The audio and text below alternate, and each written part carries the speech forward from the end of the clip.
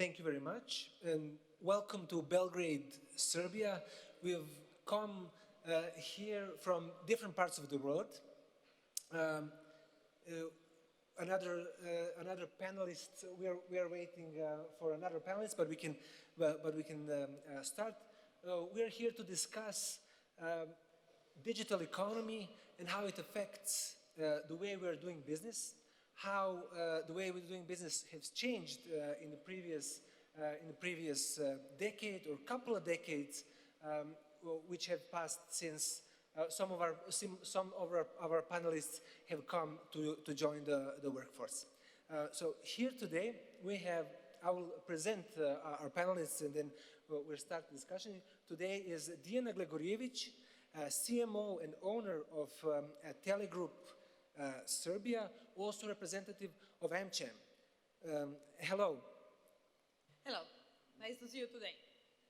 Also, Suzana Radović, head of branch office of Fujitsu and representative of JBAS, Japanese Business Alliance of Serbia. As well, Dejan Vujović, CEO of ICL Company Preferred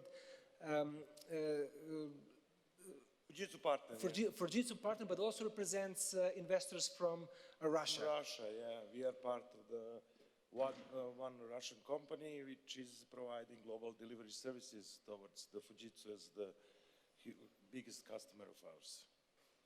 Also, Mr. Zhou Zexi, or Jeffrey, joined us, came here from China and represents China Road and Bridge Corporation and China Communication Construction Company. Yeah. Thanks. Hi. And Don Choi has just arrived from Bologna, where he held a presentation about his business, Unidocs, and also represents KOTRA, the Korea Trade Investment Promotion Agency. So I would like to ask you.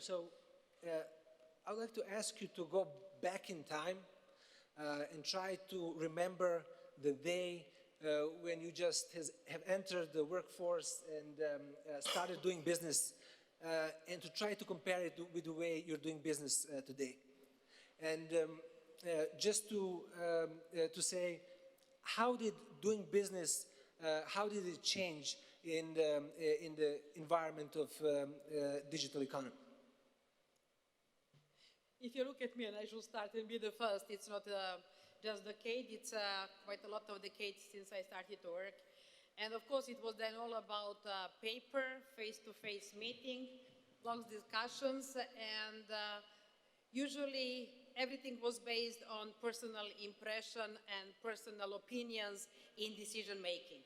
While today, when we discuss digitalization and transformation of the economy and business revolution 4.0, it's about video conferencing, it's about writing or stating, and then the machines would do their part of the job through voice recognition, sending emails on your behalf, interpreting whatever you needed to say in various languages to various speakers that were on the phone call, or just any other kind of communication. We have lost, of course, all the paperwork, which is fine, but then it's all about the impression that you gather from the data. It's about big data analytics and decisions based on the data. Not anymore so many personalization and possibility to say, I think I know. Now you have to analyze in order to know. So this is the biggest change in my personal life. But still, a person needs to analyze, right? Yes. And with bias. Thank you. Thank you. And I would like also other participants to try to recall that I personally work in Societe Generale Bank and also represent the Foreign Investors Council in Serbia here. When I was just a student when I started working, and a lot of our work as a student activist, it relied on using emails and some Yahoo groups to try to reach a lot of people. That was before social media, and today, as a communications person in the bank, we rely a lot on social media to reach as many people possible. Basically, we can virtually reach everyone in Serbia, which is our market that we're doing here with new technologies. But I also know some of you represent businesses that have risen thanks to emergence of digital economy. Don, I'm sure when you started in your first job, you were handling the physical documents, but now your company actually made a business model on handling electronic documents, right? Yes. The first job I took was related with the publishing and printing, which means there are a lot of papers. There's instructions on how to print or how to make books, but there are also materials from the slides or the photographs that need to be scanned to make books. And not like there was no digital files. It was only, there's a very high definition resolution printout that need to be photoshopped to make film to do that. And what we handled was every day, hundreds of thousands of those documents in paper, and the photos and slides that need to be scanned, that need to be packaged and gathered together and ship it out to either China or Korea for printing production. And going back and forth this, what happened is those slides and photographs belongs to museums or Library of Congress. This is very valuable. And even though they are very handling very carefully, what happens is sometimes those films or photos got damaged or sometimes those got missing. So we're handling physical materials. It took a lot of risk and took a lot of time and money. And what we developed was we scanned those photographs and slides into digital file, and they start beginning to lower the risk of actually handling those valuable goods. And then those instructions can be scanned. So what we did was, at the time, the internet was not popular. There was not like sending emails, but at least we had a dedicated line directly to coming to our company that we are able to send those documents into image files or convert it into PDF, able to send those instructions and files to overseas printers and so forth. And now these days, if we talk about printing in purpose of handling documents, there's only one file. It's just going to be a PDF file. Send it over to the printers that are able to handle every single jobs that we request. So the first day that I started, and right now, totally. Now most of the printing side is digitalized 100% completely. Yeah. Thank you. And also, new technologies and cloud technologies also allow you then to develop your business model here from Serbia and serve global customers. Yeah, exactly, because modern technologies allow us to work from anywhere, basically. And in this today's world, what is quite agile and quite time to market, it's quite short. We need to establish better communication and provide better services. And large companies, they don't have time to focus on all fields. They will focus only on what is the core business for them. And they will basically outsource all the other parts of the companies to somebody who can provide their services much faster with better quality. And that's one of the reasons that my company is established in Serbia, because in Serbia we can collect all the good talents and good students that we have here, and to be able to engage them to help the bigger companies with all the business needs they need to have, to support them in digitalization, moving and transferring the old way. That means that from the private data centers to the cloud environments, introducing new technologies, for example, like Office 365, and whatever they need. When I look at the past, they will have their own IT. But today, all those resources are outsourced. Basically, those companies, they lost the competence in technology because they cannot follow. And they need some reliable partner to work with and who will help them to grow in their, like I said, core business area. And that in that field we are jumping in and help those companies to be able to continue technology development. So now you're COO of the I'm company. the CEO, and basically in my company we are providing end-to-end services. When the customer approached us, we are working mostly with the companies from the Western Europe. When the new customer approached us, we can offer end-to-end services, basically from the first line of the support, like the service desk, and we are providing also consultancy, project management, and development. Whatever the customer is having in their portfolio, whatever its need, we can jump in and help. You said you rely a lot on local talent, students, etc. How is the entering of workforce? How does their entrance in workforce, how is different than the one that was when you were just leaving the university and started working? So you started working as IT expert, or? Yeah, I was starting as an IT expert. I have 20 years of experience.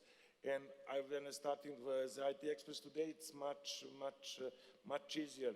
In my time, I need to, read the books basically to start writing. But today, with this modern technology and basically the internet changed everything, all the knowledge is accessible. You can find everything. And also to interact with the colleagues, because my company is part of the global delivery centers from Fujitsu, and we can interact easily with the colleagues from other parts of the world, from India, from United States, from China, from Japan, and everything that we need, any kind of help, we can get it instantly, and everything is because of the technology, it's provided that.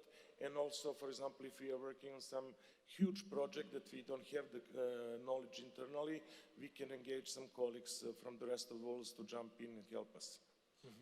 Okay. Yeah. Thank you. And also, when we talk about talents, China is investing in building a local innovation center. And I would like to ask you, you come from China Road and Bridges Corporation, right? So when you were starting your career, did you hope that one day you're going to be in Serbia, somewhere in Europe, and building an innovation center for local talents to develop and work on global projects? Right. First, I should be apologized because I think I'm the only representative from the infrastructures companies here. But let me just give a brief for what we are doing in Serbia. Actually, we are staying in Serbia around 10 years already. And we've already finished the bridge across the Danube River, which is across the Danube River, and the name is Mihailo Pupi Most.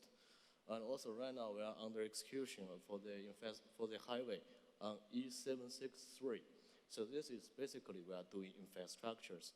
But why we are talking about the innovation centers here is because I think it's from 2014.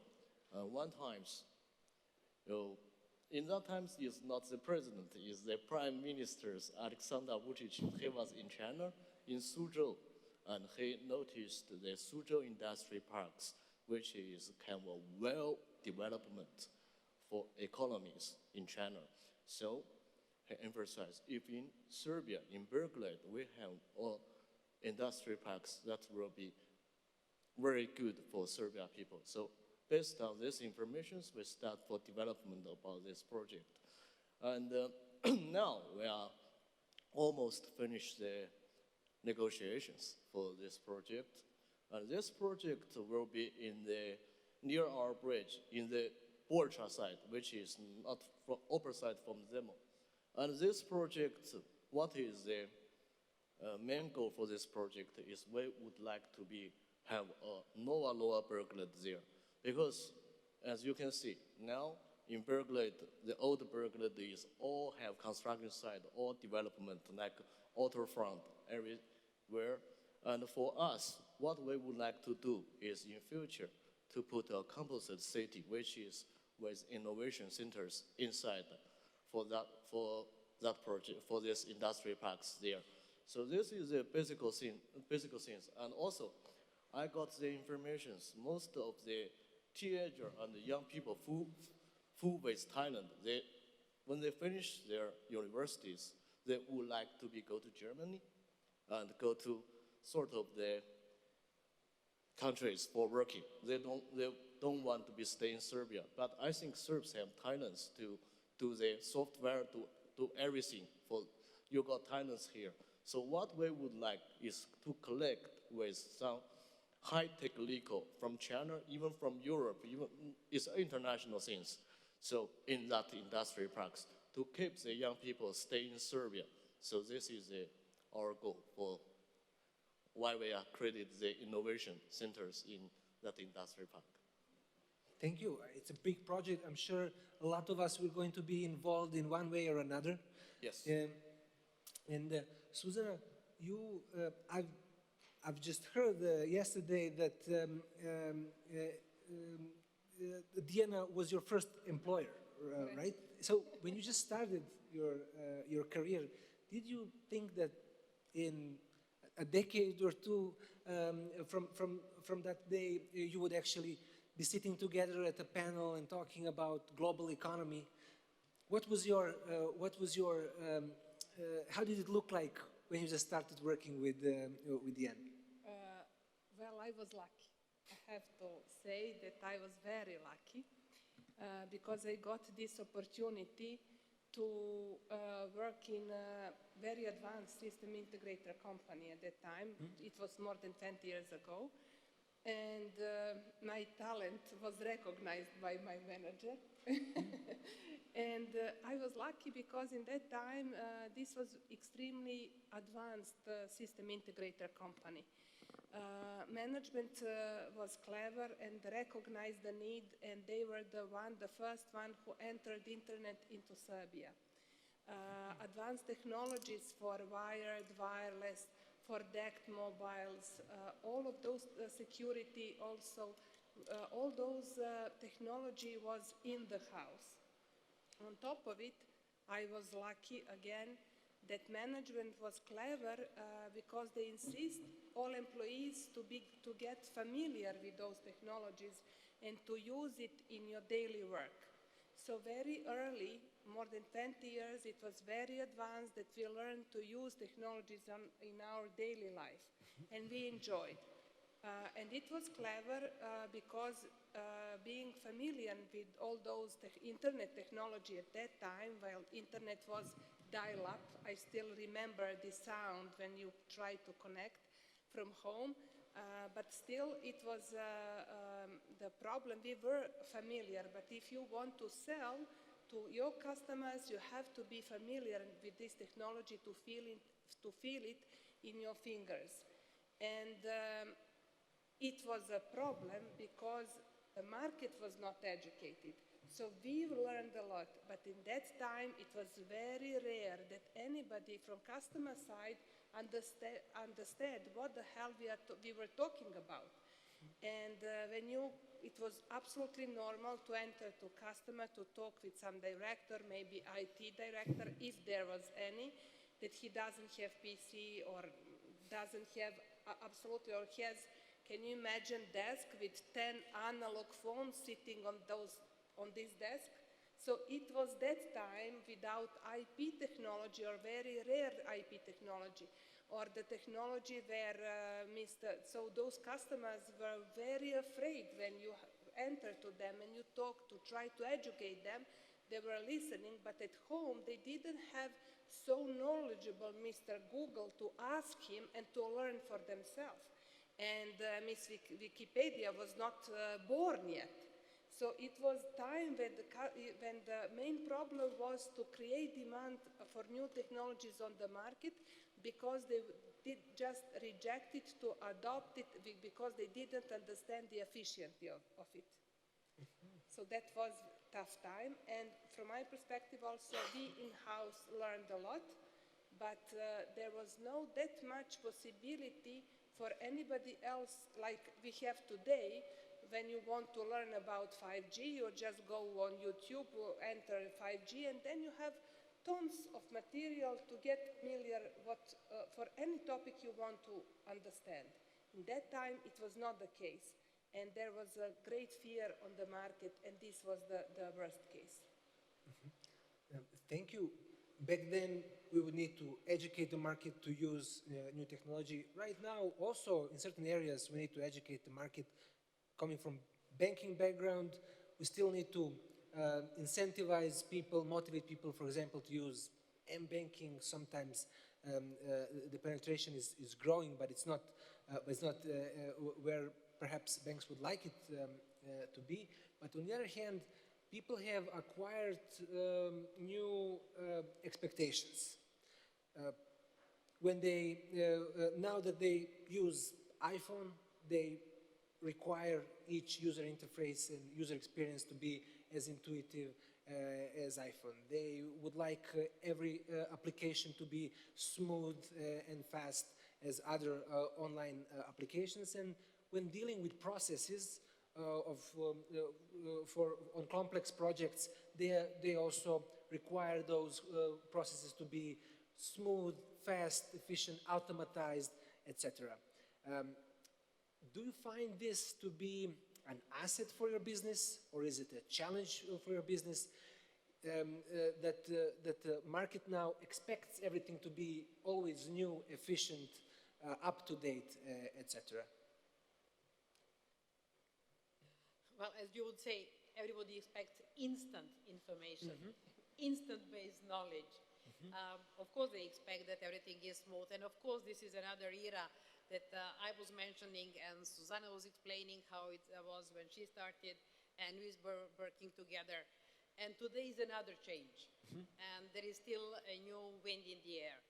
And this is very good, because all the transformations that we have seen in the past decade have brought us to this situation now where you do have Wikipedia, where you do have Google, where you do have the possibility to have instant knowledge, but you need time to digest it. You need also a lot of time to rethink and refocus on what are you going to use this new knowledge for, how you will use it, because when you have huge amount of data, it is as problematic as when you have low amount of data. So you have to figure out your way, and then you have to use your own mind and imagination, and you have to be more innovative than you have been in the past in another way. Then you have to innovate how to get to certain things. Now you have to be innovative to see what to do with the things that you have. And each and every one relies on human intelligence, but also intuition, and then creativity. And this is one of the things that I feel, and I do believe and want to continue believing, that it is extremely good situation for our country and our people, because we have through generations proven that we are very innovative in thinking, adjustable, fast thinking people, very good in improvising, and this is now going to be quite a key word for future business, especially for the new professions that are still waiting to be formatted and actually labeled as a new profession. So I believe that this is very good and very nice opportunity for the locals. Yes, I agree as well. Also, us who work in international groups, we often find that some innovations that we develop here locally, we present them to our groups, and they get distributed to other branches throughout the world. So it's happening very often that we see. And also, but Telegroup also focuses on innovation. If we don't focus on innovation, perhaps it can slip. It just doesn't go along on its own. You need to ask and make it to be a target. So you also have a team that is spun out from your home office and works in ICT Hub, in local innovation center, focusing on digital transformation, right? Correct. As we were the first to bring internet in Serbia, Beltelnet was actually established either under my management and my jurisdiction, so to speak. And I was very proud at the time to bring internet to academic network of Serbia. This time we are bringing a lot of other innovations into ICT Hub and generally into business world of our country, because it's all about finally innovative and nice new ideas, and then implementing those ideas into business life. So this is a good combination that the team is separate and it's working under the hub where they can have creative new ideas, but then they test it through our company and see what is actually being picked, what is being accepted, what is easy and how to propose to the clients how to accept it, and how much time they need to educate us, which are advanced company and IT company, in order to understand how to advise somebody who is less knowledgeable about information technologies and to adjust the way they present the new concept of digitalization in business, especially for the small and medium enterprises, because this is the time when small and medium enterprises can flourish most, because it doesn't really matter anywhere where you are and where your clients are. Internet is bringing us all over the world together into a global network of information, so we may as well use it as best as we can. Thank you. Dan, your company also provides services all around the globe, and those are usually companies which demand high standards and actually want everything to be instant, efficient, with not a lot of hustle, right? So this demand from the global corporation, is this something that your business model relies on to try to deliver this to them? Yeah, exactly. Because in each contract that we have this one line which says that the continuous improvement. That means that when we have the customer, we are obliged to have this continuous improvement as a concept to always bring the newest technologies and to suggest what is in this moment better, which is future-proof. And this way we will also learn and gain more new skills that, okay, to be able to offer something to really big international companies, you need to be sure that this technology, because on the market you can find different technologies. And like all startups, some of them will be, I don't know, shining star, but lots of them, they are going down. And that's the reason that you need to invest your time to study all the new technologies and to be able to suggest to the customers what is the best solution for them, which will fit their needs. And basically you need to, and like I said, this business continuity, you need to be partnered with this customer to be able to offer what is the most, and even for them, they want to be first and fast. And to be able to offer these new services, especially if it is in this internet area and the digitalization, like I said, everybody wants to be first, because if you are first, that means that you will guide the rest of the business that you are in. And by providing those services, do your clients rely on support, on human support, or do you believe that they would prefer do-it-yourself problem solving?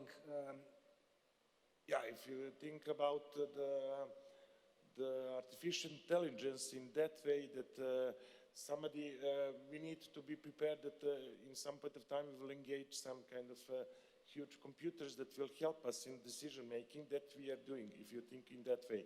But at the end, the people will need to make the decision in which way we'll need to go. And that's the answer to your question, or? Yes. Okay. Thank you. And Jeffrey, Dan also mentioned that solutions need to be future-proof. Whatever we build, we need to think about whether it's going to become obsolete next year even, or in a couple of years, or when we decide to invest in certain technology. And you're coming from construction business, and construction business has changed, right, very much in the past 30 years. So when you're investing in technology, do you have to think about, so how much of the technology that you're using are actually IT solutions? And when investing in it, to what extent do you need to think about whether you're going to be using it in the next 3 years or next 5 years? Actually, it's for the infrastructures for for hardware development of infrastructures. From the beginning, I'm doing these things is all use, is use the labor, use the mechanism, something like this. And now, like a lot of infrastructures, for example, for the mega bridge and for some kinds of the big girders, some kinds of these things, we use the beam. Do you know the beam? They built let me think about built information model, and which can be used on computer. You can create it, and you can use this model to following the progress, everything for this. This is following the progress and following the quality of the infrastructure's development. This is what we are using on the bridge, which is we built on the Sava, for across the Sava rivers. And also, what I would like to say is because actually we are talking about digital here. For me, I have a lot of changes from the very beginning when I was working for infrastructures company and so far as to now. Because before that, we are working on abroad, of course, and a lot of things should come from China, and that is through known times. Then you can, if you use the paperwork, something like this. But now, even I don't need the computer. I have the app on my phone. I can resolve all problems just use phone, and we got the app from internal procedures, and that is very convinced for me, and it's very effective. This is what I'm feeling for the digital development here. So basically, it's like this. The talk about for the industry parks, and that is a future things, and I think it's always will be connected with the innovation development. So that's all. Thank you. And Dan, it seems to me that products that you develop basically are focused on delivering smooth experience, and with smooth experience coming from with users of your product having smooth experience would be a reason to choose your product over another product. Okay, actually, we developed mobile application as well. That actually happened because of the iPhone and Android phones. But back then, our business all something related with the Korean governments and Korean enterprises, all domestic solutions, because we are based on PDF technology, like digitalization, conversion, archiving, protection. Those are happened, but we are known only in Korea. And what happens is because when we develop mobile application, somehow we spend some good resource into there, and we develop it, and we are lucky enough so that becomes #1 selling mobile PDF application in the global. Happened about 8 years ago, and then we still maintain same positioning. So when I say lucky, it means domestic Korean company become a global business application is not easy, but we actually did it. And at the time is the features. There are a lot of people, they have expectations. Mobile application is a very simple use. That's it. But we had a lot of feature into it. So what happened is that application is very close to PC application. They're able to do like annotations and so forth. So they really liked it and they maintain it. And then unfortunately, the designer looks still same about 5-6 years ago. So it's not up to date. When you mentioned about the products need to be up to date, following new trend and so forth, those also require some resources. And sometimes those are not our priority. That comes to problems. So we had to decide following trend and making new. But one of the things that we focusing is because like small companies, following trend or the interfaces is good, but if we stay on there, we just become a followers. And as an ICT company, what we try to do was, #1 is problem solving. If there is any existing things that we just accepting by default, but if there's a way that we could improve something, then we focus on that one. than just make it the trendy design and that sort of forth. And that's one of the things that we do a lot of disruptive technologies, because there are a lot of people thinking one side of technology is limited to the users, but we try to go beyond it. One of the examples is we're using a PDF. When I say PDF, most people would think PDF is text and images, but what I think is a PDF is a good container. So it's a container that you could add your imagination, your dreams.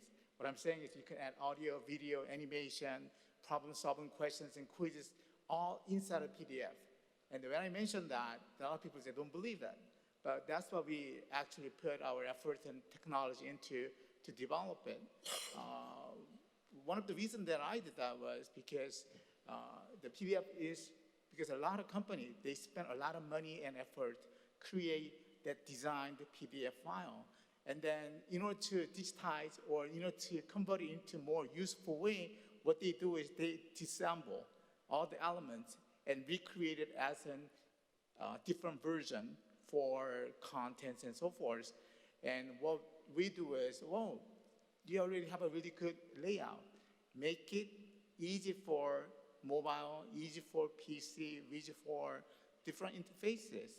And that's what we're focusing in. So when we interface, when you talk about, there's a keyboard, there's a mouse, and then because of the smart the phones and tablets, touch-based interface is very common. The little kids, sometimes they go to the TV and trying to touch and move things. They're so accustomed to doing touch. And sometimes I go back to old-fashioned. Believe it or not, I'm going to show you one device.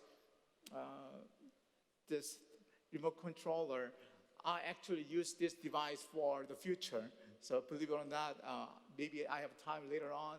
Maybe I can show you outside. So we have a different approach of interfaces, but what we attack is actually the actual problems that people are having, and then we trying to solve it with a different interface or different method. That's what we are able to maintain in the lead or try to survive. That's what we're doing. Yeah. Thank you. And developing software it requires a lot of focus, but working on hardware, perhaps it's even harder, right? And Fujitsu also works a lot on building future-proof products. How does it look like from the perspective of the head of the branch office here in Serbia? Yes. Well, during the time, Fujitsu also changed its working model, and it's maybe 20 years ago, 30 years ago, hardware was something that you were producing. Nowadays, I'm calling this terminology triple data. It is not voice video data that from telco industry colleagues are using, but now Fujitsu is also changing its model, not just producing hardware, but this triple play means hardware, service, like they are associated to this production of hardware, and on top of it you have to provide financing. So it is not just that IT industries changed, this is what we discussed. It is not just that customers are changed and they became spoiled, but you said that they want to have information immediately, and what Diana said, that a lot of information are provided and needed immediately. But now whole industry is changing, different parts of industries, and Fujitsu, of course, has to provide the response of these changes, market changes. Because it is not just selling one PC, you have to provide the business model for complete data center with PC may be included. Because you have to, not to sell iron, but to sell service. That means, as I said, how will this be maintained? Because the customer doesn't want to see, does it have it guarantee or not? He wants to pay on monthly payment as a service this PC, this data center, or information that are provided with this data center. So complete setup, business setup and business model is changed. And this is that all the reason that all big corporations have to make them changes in themselves in order to fulfill new growing demands and changes coming from the market. The ones who adapt to those changes, that ones will survive. The ones who are still on the layer to sell iron, they will die. This is my opinion. And the fact that we are now in Serbia, was it possible 30 years ago to think about, let's say in the beginning of the 90s, to think about growing global business and being part of global business and working in Belgrade? Do you think that the digital economy enabled us to contribute to these new developments while not having to move from Belgrade? You're totally right. This digital world is absolutely changed our position in the world. 30 years ago when you said we all wanted, maybe young still wants because they don't understand. Now you don't need to travel to America or to travel in Germany or whatever. We have decent, really decent positions in Serbia and decent opportunities to develop ourselves and our solutions and to propose it to the market. Because as Diana previously said, with the SMB, it is also, you don't need to be in the big corporation. You can also run your own private SMB business and to propose your solutions and or products on the really globe market. And pioneers in this industry were our developers, application developers and game developers, and they succeeded from niche like Nutanix or from Belgrade to sell their own applications, their softwares, and to propose it and to sell it for tens of millions of dollars on the globe, very competitive globe market. And this is just beginning. I am saying this because this is application layer is only software infrastructure. The main objective from digital economy is not to develop application, but to develop a digital economy, meaning on this application as a hardware or software platform, different industry verticals should be developed by themselves.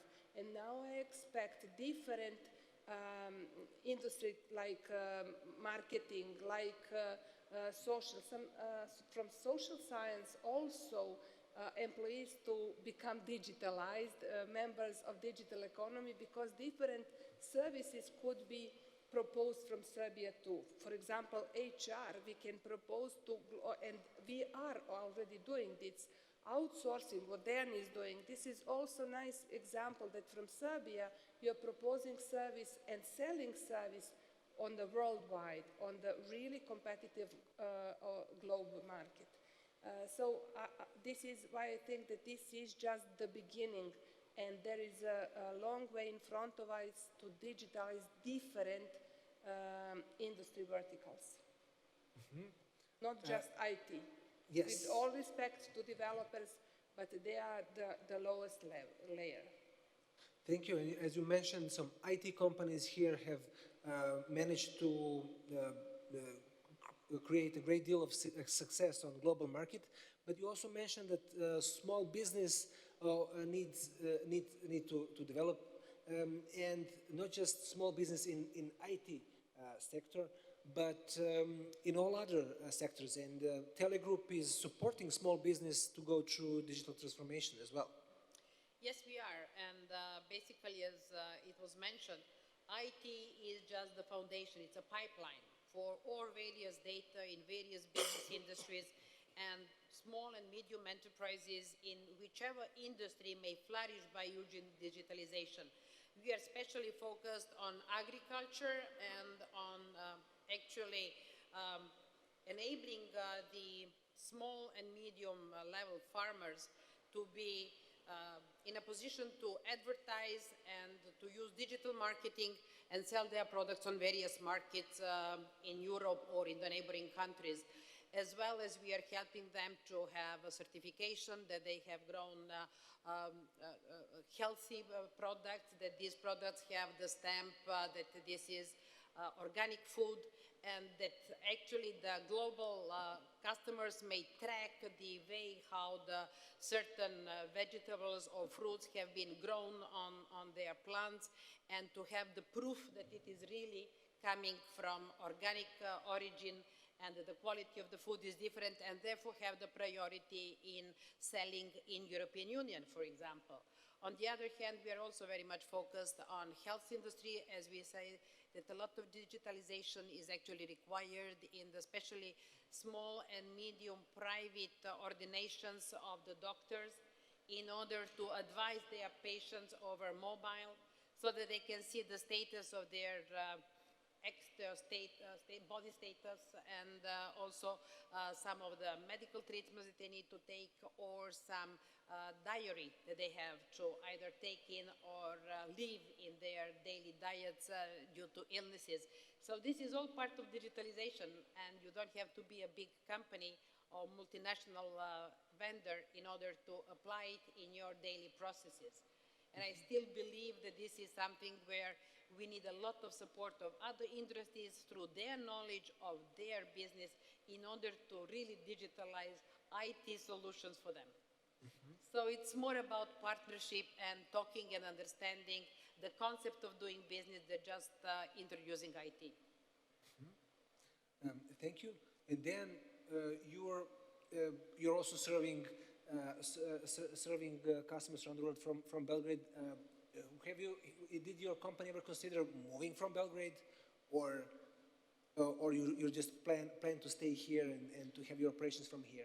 Yeah, in general, I'm planning to stay here. I was previously I was working also for an international company, and I have options to go away and to live in Western Europe, but I choose to stay because here I can see some opportunities, and here is my home country. I want to stay here and live here. And I can see that opportunity, what we have today, it's quite big. And as a nation, we have big chances to win basically the Western Europe market because, be honest, when you are comparing the salaries, and we are still in the good positions that we can offer some services which on Western countries, because those markets are almost exhausted because all the resources, and they're attracting more and more people.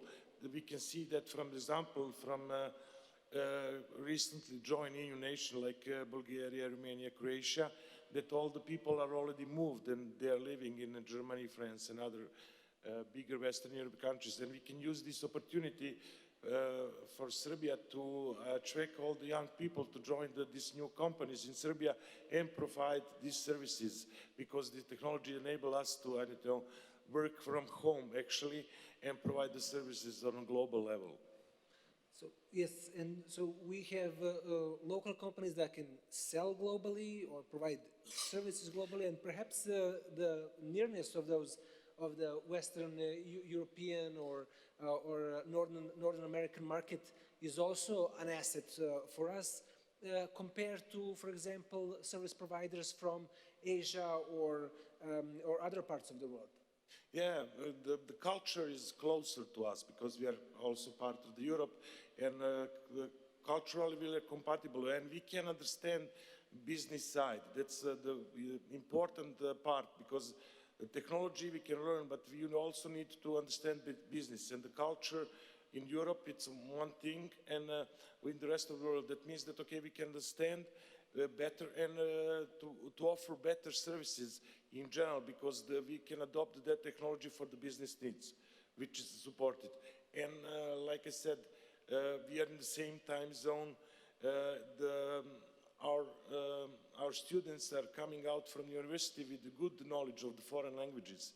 And that's a huge also advantage, because our schools are giving the basic knowledge on different languages which you are using in Europe. Thank you. Jeffrey, you decided to also invest in Serbia. Besides building roads, so you're investing in innovation center. Is this innovation center going to serve a wider region other than Serbia? Is it a plan that everything that is being developed in the center would be exported elsewhere in the world? Actually, for this innovation centers is the mutual goal from the government and us is we want to be gather all innovation talents in Serbia here, because now you have a lot of talent young persons working on abroad, and now you have Novi Sad, you have the university, have the best technologies for IT, right? And those students, they are go on abroad. So firstly, this one is want to be collect all Serbs to stay in here and to do the innovation. And the second thing is because this is the center of the Balkan here, from Belgrade here. And if we can create a center here, so that means from different countries, guys will come to here. This is what we are doing here. So it's not only for Serbia, it's for Eastern Central Europe here. This is for Balkan. This is what we are thinking about. Also, we are connected with some China, which is well-known companies, which for the high-tech like for Alibaba, for Alipay, and for sort of etc. So we will be trying to collect them together, and not only for here, for this market, is also for China market, is will be have a very big potential for cooperation. Thank you. And Don, you're also visiting. Your visit here is a bit of a business development visit as well. Serbia is, besides being a market for finding talents to serve the global market, but it also is a market for products. And your product is fit for a revolution in education. Let's say a digital revolution in education. Can you tell us a bit about? And you're just going around the world now and presenting your product. Can you tell us a bit about why you decided to come here and try to develop ties here with your counterparts in Serbia? Well, honestly, the first and main reason that I came here is because of Kotra. They helped me to participate here, to have this time to do that. Thank you, Kotra. And then, of course, that I'd like to come here to bring in our technology to help digitalization for many different industries. But I also focus on education side as well. Prior to my arrival here, I met with a couple of Serbian publishers in Bologna. That's my main reason that I went there, because they're participating there. So I know their needs of creating digital version of their contents for the students and so forth. So what we try to do is bring in technology here. But this morning, when before I come here, I stopped by Kotra and mentioned that because of the Serbian the environment, it's good for to create a center to bring in technology, and then that partners can actually go abroad to Western Europe or worldwide. That's another possibility because of being in Korea, in Asia, language is going to be a big problem and things, because especially we're dealing with digitalization, it also comes with the contents and actual languages inside, which we are not able to do by ourselves. And that was one of the reasons that Serbian here is a possibility of having go to different countries and different regions to have our solutions package it or do other labor works to creating contents and so forth. So I think it's going to be not just a product partnership, but there will be more different business models that we can create so that we can create maybe some new improvements in Serbian. That's one of our goal, and then I'm pretty sure that any governments will like to have more improvements than anything else. Yeah. Just last question for the end. So a lot of people see technology advancement, we see the movies, sci-fi movies, as a certain, in a dystopian way, that it may destroy our civilization or humanity as such, or others may see technology advancement as a way for human civilization to thrive.